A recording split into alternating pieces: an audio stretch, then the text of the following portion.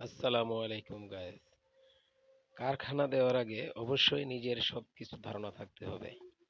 Cutting, শিলানো, তাহলে machine হালকা পাতলা ঠিক করা, প্যাটার্ন সম্পর্কে, তাহলে সেন আপনি এই প্রতিযোগিতামূলক ইয়েতে টিকে থাকবেন। এখন বানানোর চেয়ে ক্রেতার চেয়ে বানানোর লোক বেশি। সবাই ঘরে ঘরে সবাই বানায়, কিন্তু কিনে কয়জন? তাই কারখানা দেওয়ার আগে অবশ্যই মাথায় রাখতে হবে আপনি সব দিক দিয়ে পারদর্শী কিনা। কারণ আপনি একটা মেশিন সারাতে আনলে একটা মেকানিক্স ১,০০০ টাকা দিতে হয়, যাই হোক ১,০০০ টাকা দিতে হবে। তাহলে এটা সমস্যা। আপনি যদি দুজন অপারেটর রাখেন, যদি কম করেও বেতন দেন, ১২,০০০ টাকা করে দিলেও ২৪,০০০ টাকা।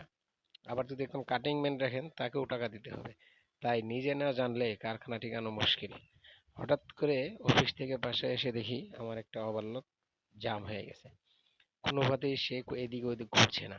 কি করব? আমার পরিচিত মেকানিক ইনচার্জ মেকানিক আছে, তাদের ফোন দিলাম কি করা যায়। তারা ফোন দিয়ে আমাকে পরামর্শ দিল খুলে তেল পরিষ্কার করে সব জায়গায় তেল দিয়ে রাখতে।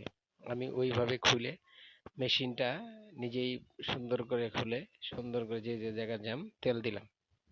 তেল দেওয়ার পরেও কাজ হচ্ছে না, অনেক টেনশন। ছোট কারখানা, প্রোডাকশন বন্ধ, কি করব? তেল দিয়ে রেখে দিলাম। রেখে দিয়ে আবার মন খারাপ করে অফিসে চলে গেলাম।